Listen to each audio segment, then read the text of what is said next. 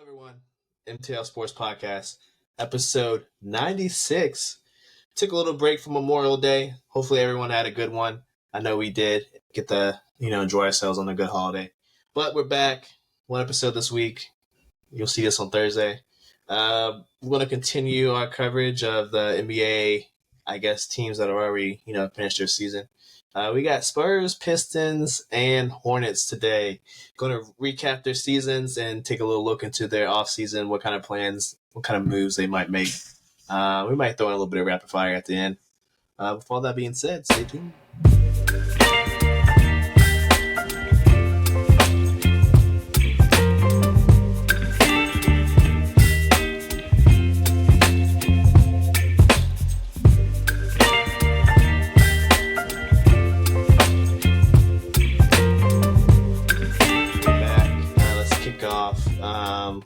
Our NBA offseason recap. Let's start with whoever. Let's see. Let's pull up who is number 4 on the draft board. I believe it's the Pistons. Oh no, actually no.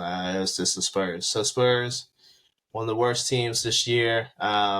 Even with Wemby, his fantastic season. They are drafting number 4.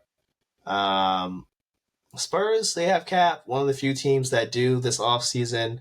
You can see right here on this page, they get the 5th.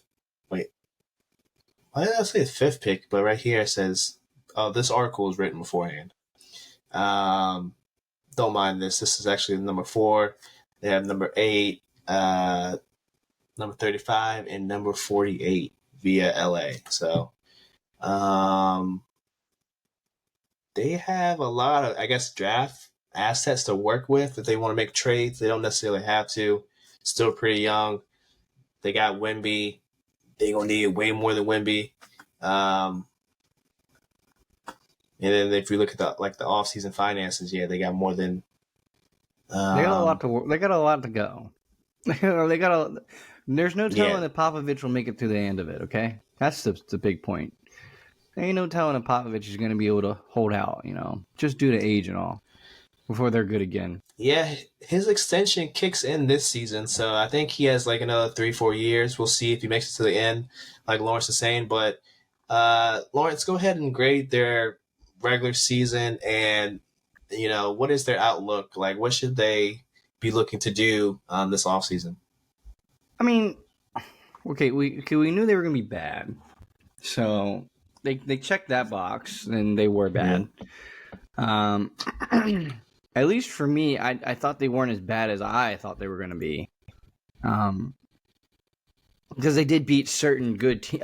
It's kind of hard to say, but those. I guess the best way to put it is those NFL teams.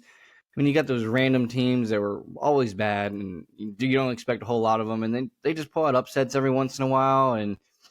Then they tell you, oh, that's why they play the game. That's just kind of what it felt like watching the Spurs this season. It's you knew they weren't going to be very good. And most times they weren't very good. But every once in a while they would just have a magnificent overachievement of a game and punish a good team. I'm pretty sure they beat the Nuggets. And I think they beat the Nuggets in a pretty important game. So, I mean, I don't know. They're just one of those teams that, I want to say they were a D, but it's kind of harsh because we knew they were going to be bad. Straight up, we knew they were going to be bad. So it's hard to give them a D. So I think it's just respectfully just to say, a solid, C- to a D plus. I mean, I feel like there's a lot of opportunity. Isn't the cap supposed to be? See, the only thing about these teams, every time we talk the cap situations, I never truly know how a team is looking going into the next season in terms of cap. But this team, in my opinion, they have to be somewhat decent in terms of what cap space they can use to go get some players. And I feel like this team would be a team that will have a lot of upside. I feel you can maybe coerce another player from a different team to come play here. And honestly, their next season outlook, if you can just be a play-in hunter by the trade deadline, with a all-star in Wemby. Hopefully Wemby's an all-star. Hopefully he's not hurt. But I'll say hopefully an all-star in Wemby. I think you're doing amazing, and I think you're on the right path, because I think at your all-star balance line right there, I feel like you give yourself a great chance of really pulling in some talent from a different team around the trade deadline. And I think that's where you're trying to make your move, because I think they're obviously one of those teams that, like, you're not going to get an amazing player right now this offseason.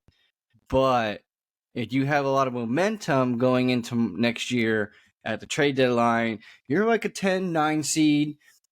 It looks very cruising that you could hold it. Maybe some other teams take a step back. They have to redo some rebuilding, so you actually look a little bit more presentable. Some teams like that being like maybe Golden State.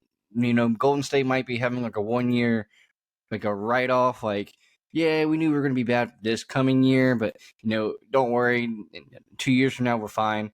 So, I mean, that's the Spurs for you, and I think that's the best way to look at it, is you're going to have to get anything, you're going to have this opportunity right here, is you're going to go into next season saying to yourself, okay, we just need like one player, one role guy, get in the play-in tournament right during the All-Star break, so that way in the trade deadline you can get another star, solidify yourself into the play-in, and then we're talking. Because then wheels start turning. Then the next offseason, you can actually get a star to put with Wemby.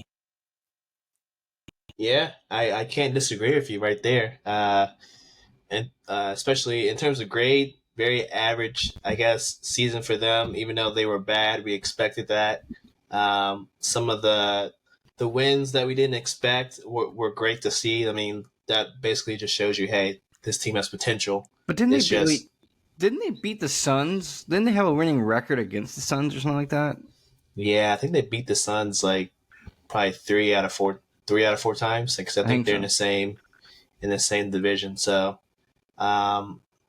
you can see the untapped potential now is very untapped, because it's like once every 10 games that you see the flashes, right? But overall, bad season. I can't go more than a C, and I think that's very modest. Because honestly, if this was any other team, it would probably be a D. But because Wemby was all NBA first team defense, he was runner up, I believe, for Defensive Player of the Year. The sky is only up from here. So C is good for me. C is good degrees, guys. So, I mean, hey, let's keep them coming if you're the Spurs. And like you said, looking to the offseason, I think this isn't the year to make the splash, right? I think they only have about 20 to 24 million in cap, and that's if they kind of move some players around. I think you keep your guys. You just keep the same roster. Maybe trade one of your picks. I mean, pick 4 is good, but do you really need pick 8? Maybe trade back and get 2 more picks for a future draft. Like, you don't need all these picks right now. Your team is full of young players.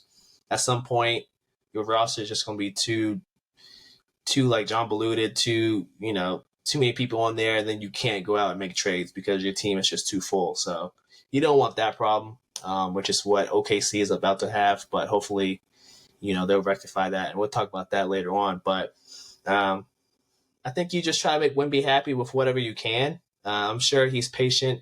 He knows that, hey, they're not playoff bound next year. It's probably 2 years from now, 3 years from now that, he'll likely be in the playoffs. But maybe, like Lawrence said, hey, next year you make a play-in push. You make it look like you can get there. But, hey, maybe you're still like a year behind. Kind of like the Thunder were last year, where they made that push.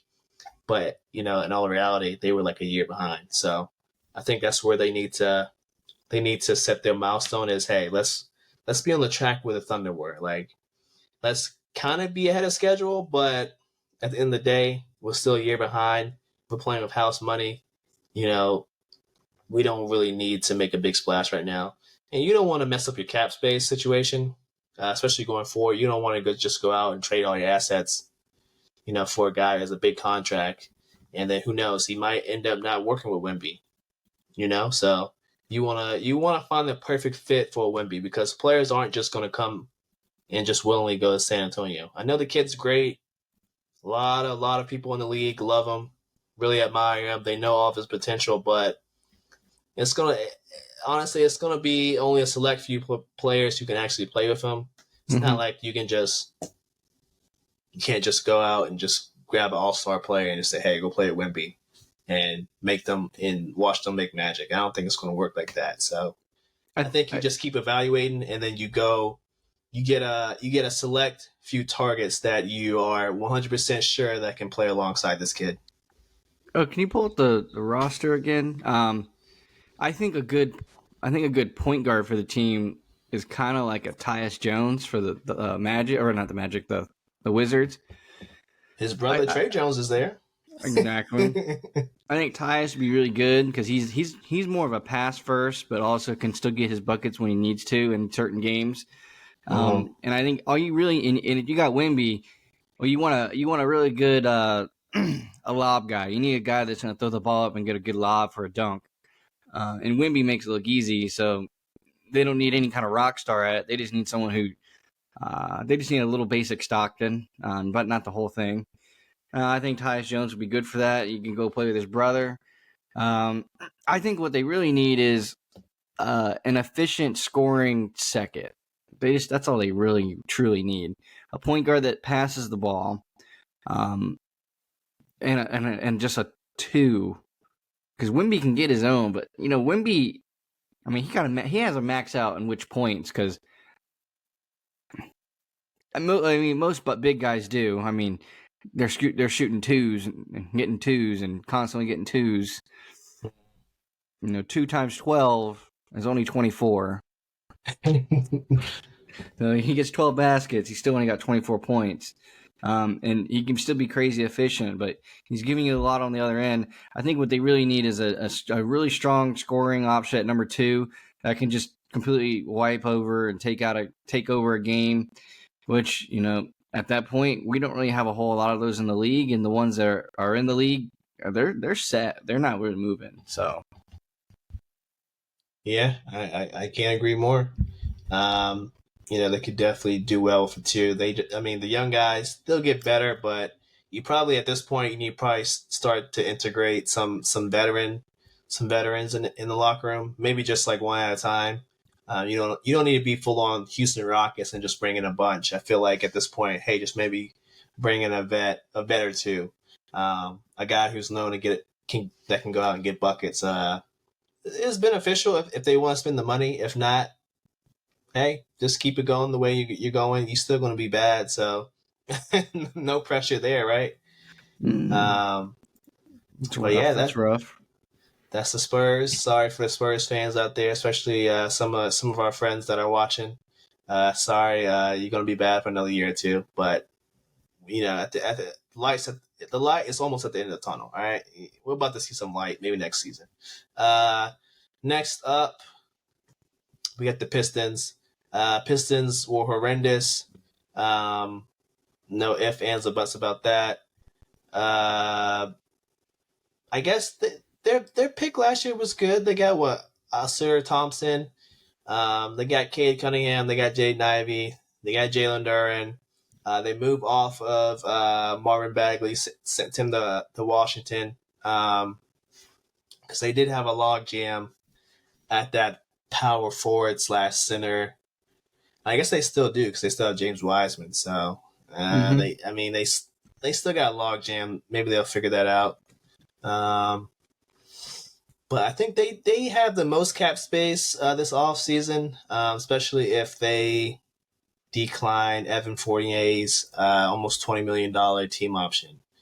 And then they waive Troy Brown Jr. and Unme. So maybe up to $66 million. Will people go to Detroit? It's a tough sell, honestly. So Lawrence, give us a grade, and then for the Pistons, how I know they hired a new GM. So the reports were that even after one season, that they might get rid of what's his name, the former The Suns coach. Monty. Yeah, Monty Williams. They might move off of him even after just 1 year. And listen, look, I mean, what does this new GM, what should he prioritize? Bro, the new GM just needs to prioritize getting talent. New GM needs to prioritize what style of play are we going to be. I mean, they don't have anything. I mean, honestly, the guy just needs to go sit with Monty and be like, "Hey, Monty, what are we going to do here?" It's basically what you're going to have to do. You're going to ask him, like, "What are we doing? What style of play do we want? Do we want fast pace? Do we want defensive? Do we want offensive?" They don't have anything good, and pretty much everything they have is bad. And even their rock stars are not even the best. Like, okay, Cade's alright, but like he's hurt all the time, and Yeah. he's still at the best. He's still pretty good, not great. I mean, that's still your best. So, I really don't know what to tell the team to do because they don't have any kind of direction. So, I guess the best thing to tell the guy is, hey, you need to go talk to Monty. And if you don't like the conversation you have with Monty, then yeah, you get a new coach. If you don't like what Monty has to say, if you like what Monty has to say, then you guys need to formulate a plan. And Yeah. you're right now you're just awfully bad, like just straight around the board, awfully bad. You gotta get yourself good at one thing first, and then go from there and build around that. They don't do anything better than anyone else. They literally don't do anything. They might be the worst at everything. Yeah, it's definitely tough to watch them. Honestly, I avoided a lot of their games if it was on the League Pass. I've been a League Pass subscriber for many years now, and I just avoided their games, even if it was the only thing to watch. It's just god awful watching them. Like you said, they're not good at offense. Defense, they got some flashes. Jalen Duren, the Thompson twin. He's known for defense. Isaiah Stewart, he can play a little defense. But other than that, bro, it's tough to watch. They don't have direction. Like I said earlier, they had the log jam. They had a really big log jam at the power forward center spot. Now it's kind of, four guys there instead of 5, 6. So they really got to, figure out a plan. They're great for me as a D minus. Honestly, it's damn near an F. I'm not giving them an F because, Cade's always hurt. So, I can't, your best players are out for most of the year. I can't knock you for that. But they gotta fix his conditioning, his weightlifting or something, because this kid's always hurt. He's been in the league, 3-4 years? Kid's always hurt. Like, we gotta fix that. But their future is looking bright. They got the 5th pick. This draft is apparently supposed to be very weak, so they're gonna have to really look through the weeds and see if they can find a diamond in the rough, because they need talent desperately. $66 million in cap space isn't going to help you if no one wants to go and play in Detroit, which is very much the case. Unless some aging star really wants a bag, maybe they go there for a couple of years and get a max.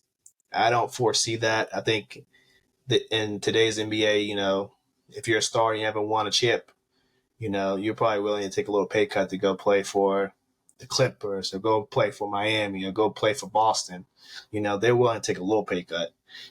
So I don't foresee some star, chasing a bag and coming to Detroit. So they can keep that $66 million in cash. I don't think no one's going to want to take it. I think their best bet is trying to go the European route. They could. Maybe they go scout some EuroLeague players. Maybe convince one to let them buy them out their contract and come play in the NBA. It's not a bad take. Yeah, there's a good guy over there called Otis Livingston III. He's good. I would sign him, but their direction, I don't know if they even know about this kid. But I think we're the only scouts here. But yeah, it's not much left to say about the Detroit Pistons. They're just bad. Just an awful season, and we need to see more for them. Last up, we got the Hornets. Let's pull them up with the 6th pick. Their free agents, Miles Bridges. He got into legal problems last season, and I don't think they picked up his option, so he's unrestricted. We got Davis Bertans, JT Thor, and this kid. I don't really know who he is. I think they traded for Grant Williams with Dallas when they sent out PJ Washington. They got a nice young core of LaMelo. They got Brandon Miller. They got Nick Richards kid, the center. So they got a nice young core. I think their big problem is keeping LaMelo healthy and keeping him out of lawsuits. I think he ran over some kid's foot or something, and he's now being sued.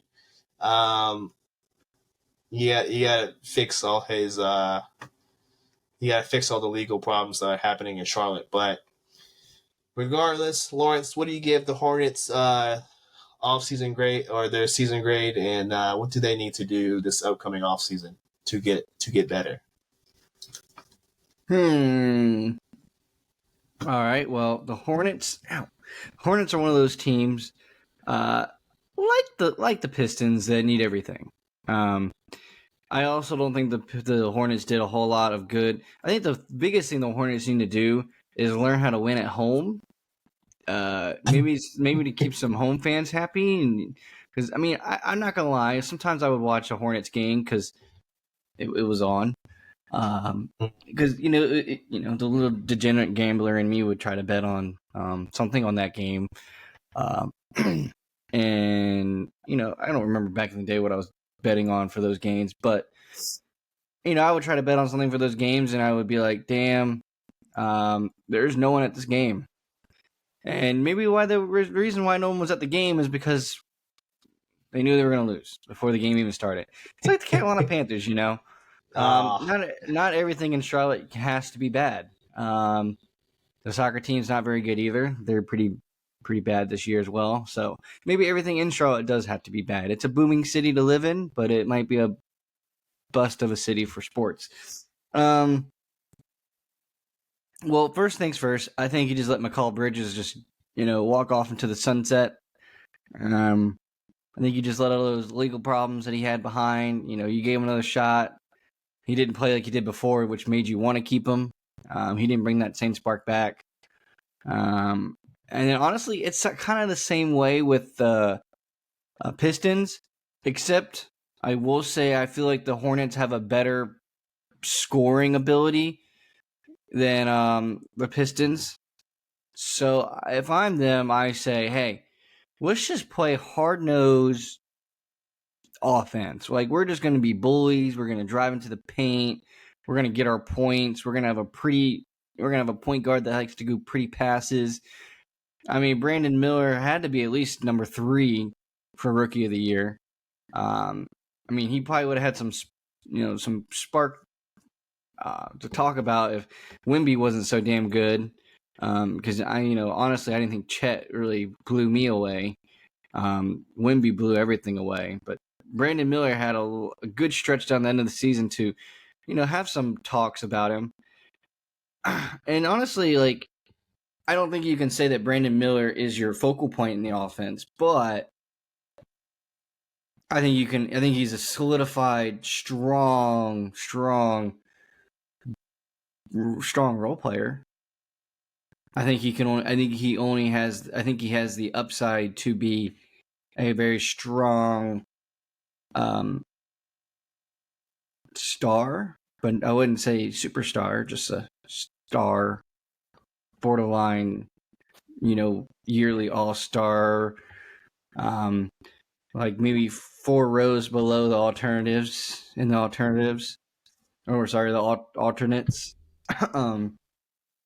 But I think for them, their just best bet is just let's just throw everything and all the eggs in the basket for offense. I think that's nice for them. They don't have to have Gordon Hayward anymore. That money's gone. They don't have to worry about that, so they can move that money somewhere else. Whatchamacallit, PJ Washington's money's gone, but you got to replace him. It's just a rough point to be for them. But I would just solidify offense. Yeah, they're looking pretty rough too. I would say slightly better shape than Detroit. I know when they traded for Grant Williams, they picked it up a little bit, but ultimately, they're still pretty bad. Maybe a full year with Grant Williams kind of being the vet in the locker room, maybe he can kind of help this young core mature a little bit. I'm gonna give them a C. LaMelo was hurt. Miles Bridges was hurt / having his legal problems.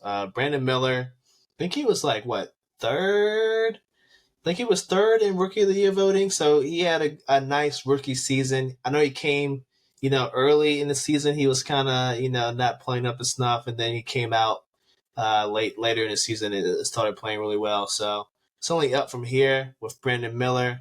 I agree with you. They probably should walk. Let Miles Bridges walk. Him and his legal problems kind of just have like a little shadow, like a negative, shadow connotation towards the franchise.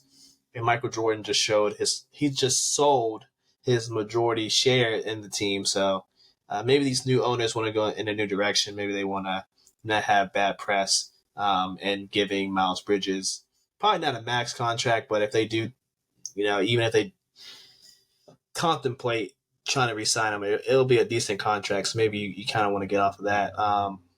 But like Detroit, the draft isn't the strongest apparently. So just try to find a diamond in the rough. No one's going to want to come to Charlotte and play, even though you're going to have maybe, I think I said close to $30 to $40 million in cap. I think you just play it by ear. Just continue building through the draft. Continue to get young players who, eventually one day you can make that trade for a star caliber player that can play alongside LaMelo. LaMelo is your point guard of the future. You just got to make sure he stays healthy and take some driving lessons. You don't want him injuring any more fans. It's not a good look at all. Yeah, that's pretty much it for me for the Hornets. Not much to talk about. These teams are not in the best shape. For them, it's just mostly building through the draft, hitting on their draft picks. Stars are not going to go to these small market teams. European. The Stars never really go to small markets. But yeah, I agree. They should model themselves after the Pacers a little bit because LaMelo likes the high tempo, fast paced offense, throwing lobs, shooting quick threes, kind of the 8-second offense, that Mike D'Antoni style offense. So I know Steve Clifford stepped down. I don't know if they hired their new coach yet, but we'll see how that goes. But I think that's all we got for these teams. A little bit of NBA news. Wizards found their head coach finally. They just promoted the interim head coach, Brian Keefe. As you can see right here, he is now the official head coach, the 26th head coach. Wes Unseld Jr. Last season, did he step down, Lawrence, or they just moved him to the front office? I think one of the two, and then the front office. And then this guy, Brian Keefe. When he took over, not much changed besides their defense. You could tell the defense got a little bit better, but honestly, the Wizards were still pretty bad. Lawrence, do you like this promotion? No. Brian Keefe. Yeah, you gonna let us know why? They didn't get any better. I don't know. Nothing changed. They did just the same lackluster. I don't even know how to describe it. I don't know. It was just shit. It was still crap on the court. And maybe to his credit, it's not really his fault. He's not the one who brought in Jordan Poole, and it was kind of hard to work around that. Glorifying hole of a mistake. Yeah. And he did what he could. He Was he the one that moved into the second team? The Yeah, because I think under Wes Unseld, I think he was starting, and then this guy came in and it was like, no, you're gonna be back on the bench. maybe that's a plus for him, but yeah, maybe if they got rid of Jordan Poole and gave him some legitimate, players to actually formulate plans with. Uh, I mean, I don't like it for him. I mean, he kind of screwed himself too. I mean, I'm not mad at the pick. Maybe I know this coaching round, not the best coaches are out there. Maybe this is just the best they thought that they could do. If that's the case, I'm not too mad at them, but they still gonna be bad. Maybe he just had a good, talk with Michael Winger and like, hey, I know we're gonna be bad. I know I probably only have 4 or 5 years tops. I can get us through this rebuild. Whatever you need me to do, I'm your guy. I can help these guys play more defense. Get our young players to look a little bit better, so you can eventually trade them. I know they got plans to kind of move off of. I think they want to move off of Kyle Kuzma. I think his name keeps coming up. Tyus Jones, we'll see. But don't be surprised if they move off some more guys this offseason. So it's a little not puzzling, but I guess a little shocking. I would say. Maybe disappointing. Yeah, it's probably better. That's probably better. Other than that, I think that's all the NBA news we got for today. Any final thoughts before we head on out? I know UFC 302 is a Saturday, right? Saturday. I'm excited for it. I'm actually jammed for it. I got my parlay. Just to let you guys know, it ain't gonna hit, but we're gonna hope for it to hit. If it gets down to the last leg, I'm cashing. I ain't gonna let him screw me, but I'll let it ride. I'll see what happens. I obviously I took Poirier. Obviously. Gotta hope the diamond wins. I think he has a good chance to win. I think he can outstrike him. I think he just has to survive the submission game, which he's proven that he's fluent in surviving and attempting guillotines. He said he would make a statue of him putting that guy in a guillotine if he wins, falling from a standing guillotine. I pray he stops trying to do standing guillotines and never works out. So I got Poirier straight up because he's plus 470. You gotta bite on that juice. Got him in my parlay. I got Poirier. I got Sean Strickland. So that's the co-main event. I had to put the boy Kevin Holland in there. Yes, I realize I'm putting a lot of favorites on here. That's fine. I'm okay with that. I feel like this is gonna be one of those cards that favorites the favorites. That pretty much is the best way to put it. Okay. And then I also I took let me try to say it right. Jalton Almeida. He's in the prelims. He's also a favorite.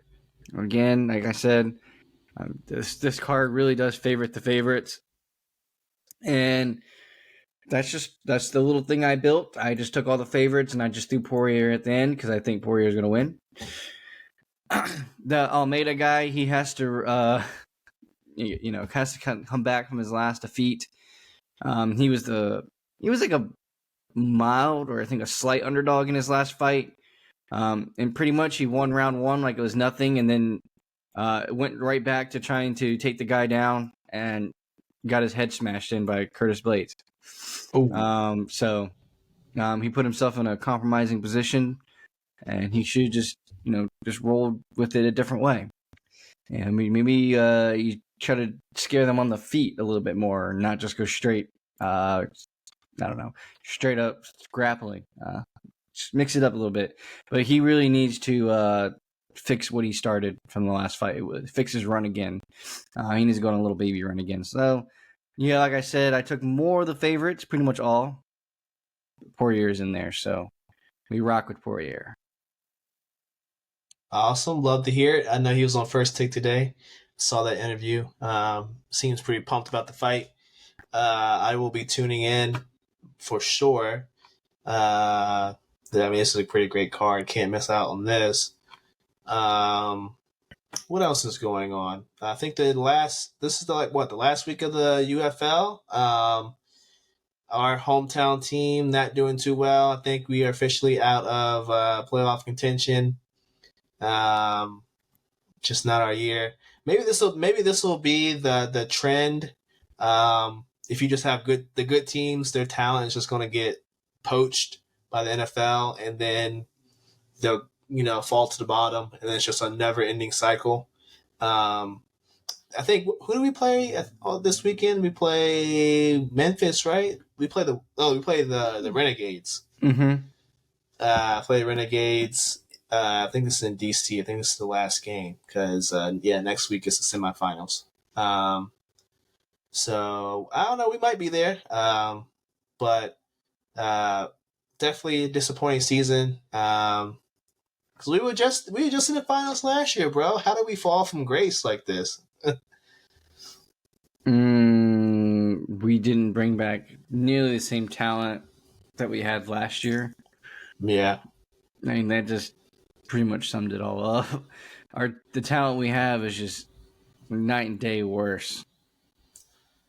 Yeah. Do you think this will be the cycle? Like the good teams, their talent just gets poached by the NFL, and then that's 100% going to be in the new cycle. I mean, I think the NFL knows it's a new breeding ground. It's a new place to find talent. It's kind of what should have been around this whole time. They just haven't had it. Yeah, it's basically the guys who it's basically just a bunch of undrafted NFL players, but all these guys are pretty much undrafted NFL players.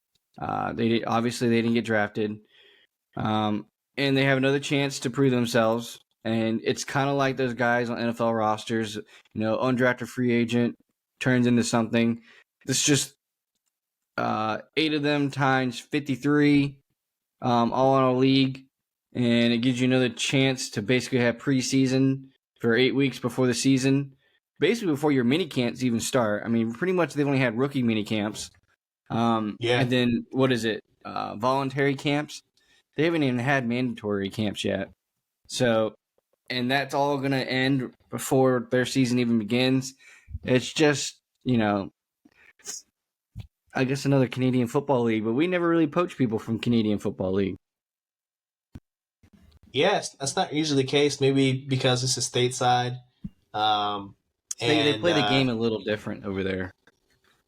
And a lot of these games are on the major networks, like I think Fox and ESPN have most of the games. So there's definitely more tape available. So maybe there's like more evaluations being done. The scouts don't have to, go all over to Canada. They can just watch the game at home and just kind of evaluate guys from there. So it's definitely good. It's good for the league, good for both leagues. But yeah, our team just not doing too well this season. Other than that, I don't think I have anything. Anything else, Lawrence? No, I got nothing. We had it's the sports way of life is about to go cold for a little bit.